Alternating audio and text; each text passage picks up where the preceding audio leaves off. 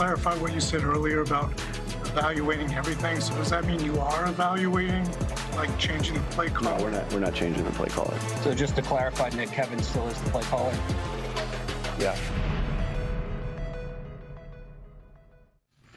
If he's sure, he's sure. Huddle up. Welcome to Bird's Huddle, presented by Toyota, official automotive partner of the NFL. Mr. Barrett Brooks, I'm Michael Barkan, and Nick Sirianni said it Friday postgame, doubled down on it today. He is sticking with Kevin Patullo as his play caller on offense. Barrett, while you're probably unsurprised at this announcement, what do you think of it? I mean, why would he change? That's his guy. You know, they're running his offense, so why would you change him right now? We're not doing things that we're supposed to be doing up front, and I think that's a major reason why, you know, we're not going to change play callers. Until we start playing more disciplined football, you know, it doesn't matter what play caller you have in there, whether it's Nick, whether it's KP, whoever it is, it's just not going to happen with the undisciplined play we have. Well, Sirianni spoke more about the Eagles' struggling offense and potential changes that are in the offing. I always want to be answer your guys' question as much as I can. You know, obviously we're evaluating everything, and now you don't have as much time as you have in a normal bye week, but you know it's a mini bye, and so you know everything was being evaluated. You know, we'll think about some different things that we want to do. You know, as all over the place. You know, scheme, everything.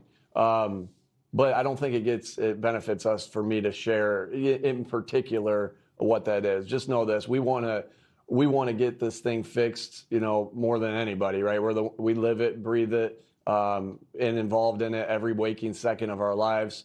So that's what we're working on right now.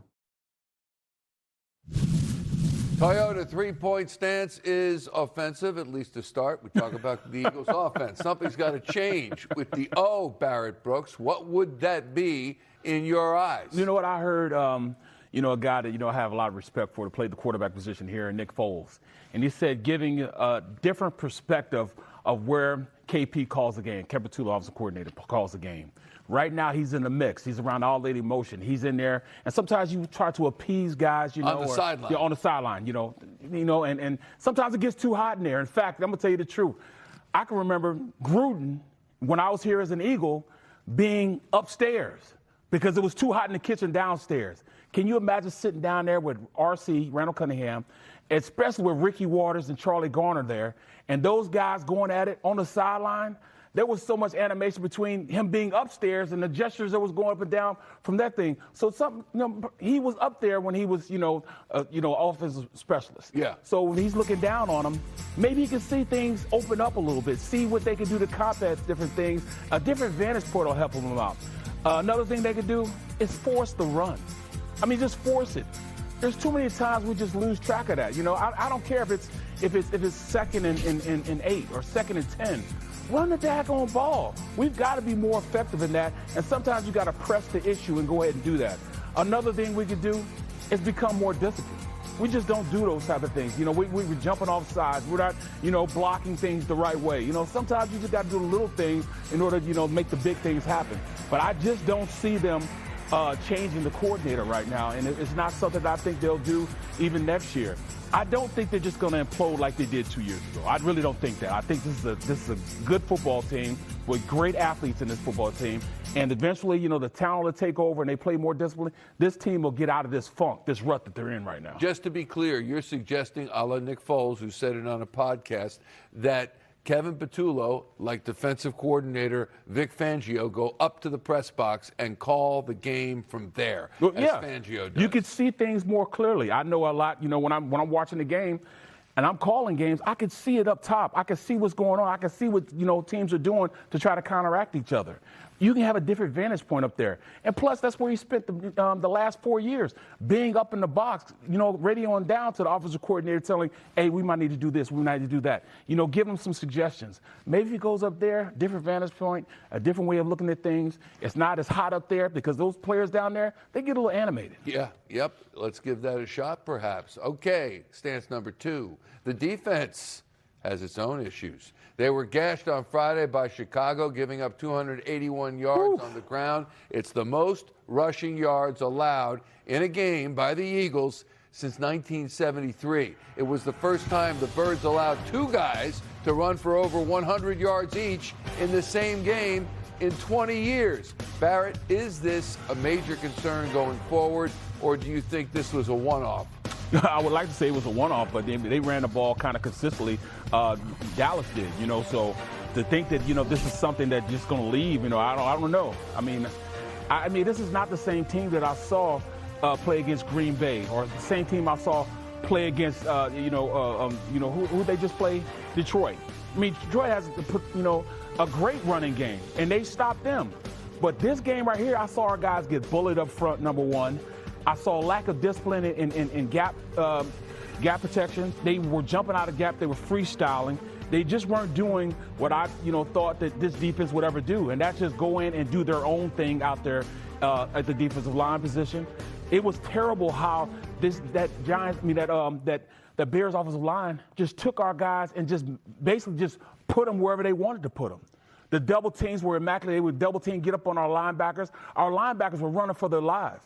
Usually those guys up front keep our linebackers covered.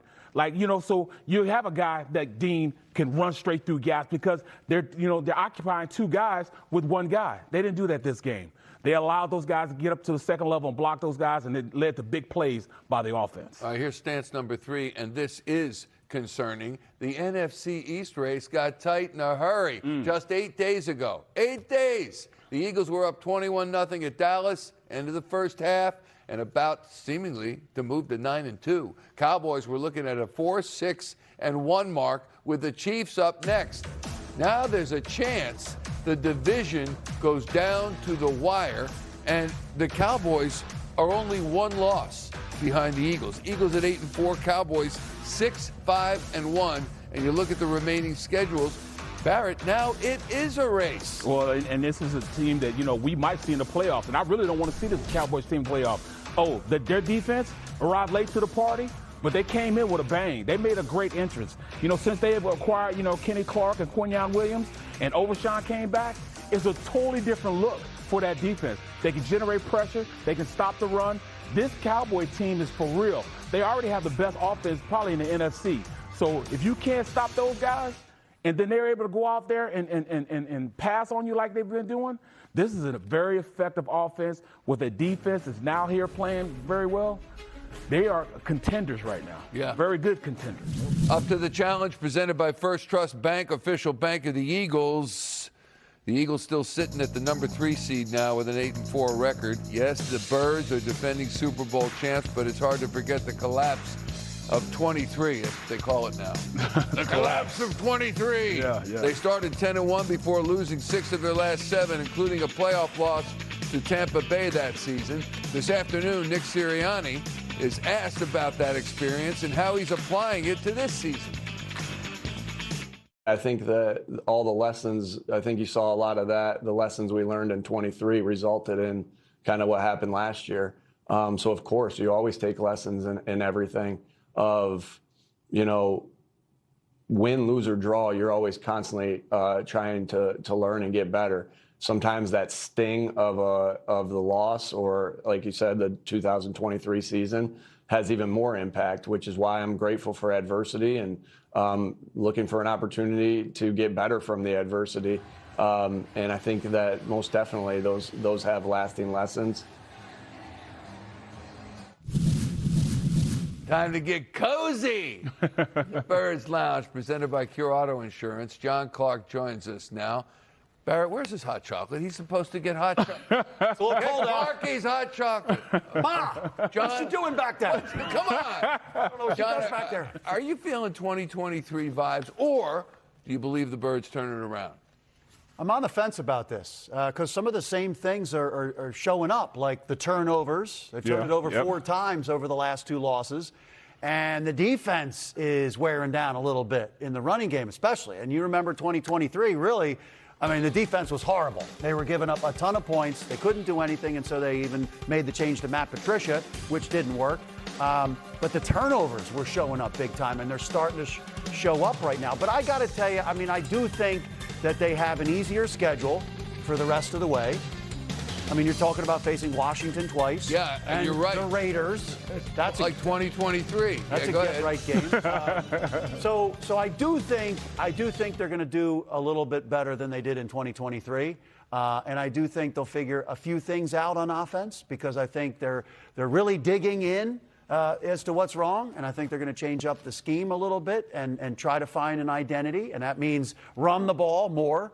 So I think in the end it won't be like the collapse. I don't think they're not looking like a team that can go back to the Super Bowl, but I don't think they're going to have a collapse. Barrett, the fact that 2023 happened, that they know it happened, how much will that help as they go forward? Well, just like he just said, he said that, they looked at it, they saw what happened the year before and what happened the next year, they won a Super Bowl. Well, they can also look at it from this and say, look, we see the same pattern going on, let's stop it, let's nip it in the bud right now.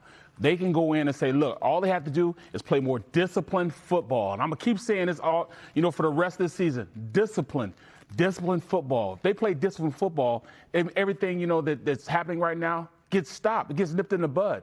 It's the undisciplined football that's making things, bad for them. Yeah. John, how do you think they try to fix it? Barrett says discipline. The offense? Yeah.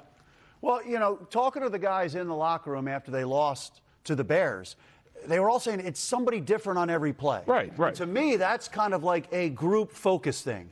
And urgency, focusing in, and the details. So I think sometimes when you win the Super Bowl, you exhaust yourself getting accomplish what you wanted to accomplish, and then there's a little bit of slippage. Yeah. Like, okay, maybe I come in 5 minutes later. Maybe I don't watch the same amount of film. I'm not saying that's happening, but when you have the penalties, I'm saying it's happening. Yeah. When you have the mistakes, when you have the missed blocks, yep. And then you have missed tackling showed up for the defense, there's slippage in areas. So, I think you have to get that chip back on your shoulder and that edge and that urgency. You need to have that urgency again because teams now, they believe they can run the ball on the Eagles. Yeah. So as far as fixing it offensively, I thought the key words were Nick Sirianni saying scheme, and he basically was alluding to game planning, thinking they can go into a game against certain defenses and do certain things, and then that's not the case. He's saying we need to change that up. He's talking about the scheme and game planning, in my opinion. So I think they're really digging into how they have to make changes to the scheme and whether their passing offense, if they're running the right passing offense, do they try to throw it down the field too much? Do they need to have a quicker release with the passing offense, get the ball out quicker? Yeah. A quick game. Barrett, so I think they're looking at that, but I think ultimately you got to run the ball. Do you think they will be able to fix it? We don't have any choice. They're going to have to. Oh, there's a choice. To me, it's going into playing disciplined football, number one. Number two, this team is still a talented team. Those guys that are playing, they're really good players. They still have one of the best rosters in the NFL, so that talent level is there. It's all about them going in and crossing their T's and dotting their I's. They're not doing that right now, and that's what's going on. Yes, they need to change some up the offenses on the scheme. We're just, anybody can go and say, all right, they're going to run the ball right here. Oh, they're going to do this right here. They're going to run a stop right here. And the defenses are just stopping those type of things. Let's open it up a little more, little slant and goes, little things to make things happen. Because we're not doing it right now. And everybody, not just in that locker room, but the locker room there, the locker room down there, all those locker rooms know what we're going to do. So they need to change a whole lot of it. All right, the next concern is the Los Angeles Chargers. They are similar, 8-4, to the Philadelphia Eagles. Justin Herbert, their standout quarterback, injured his non-throwing wrist, says he's going to play. And we saw that happen with Aaron Rodgers. He had some injuries as well. The nose doesn't look good. But they're going to be playing Herbert. Do you think that he will play, first off? I think there's a good possibility that he will play because it's his non-throwing hand. And we saw Aaron Rodgers only miss one game. And so it is interesting that Justin Herbert's actually having a procedure, a surgery, and that he thinks he's going to be able to play. But, this is a team that can run the ball. They've got two running backs. Justin Herbert can run with the ball as well. He can escape. So I think the Eagles need to become more physical and tougher with the run defense. But Justin Herbert's a guy who will turn it over. He's got 10 interceptions. And I think that the Eagles' defensive front can get after that Chargers line. They're missing both their tackles, right? Right. They lost both their tackles. So hopefully this is a game where the Eagles' defensive front once again shows themselves to be the team that can win the line of scrimmage, because that's the most concerning thing to me these last 2 weeks. They're losing the line of scrimmage. John Clark, Oh, my thanks goodness. so much for being in Where's the the hot studio. chocolate? We're going to get that for you. Gotta get the hot We've got some chocolate. nice parting gifts. We've got marshmallows. Where are they? It's going to be unbelievable. We got some wafers. Okay. I think you're really Well, thank you, gonna Michael. like it.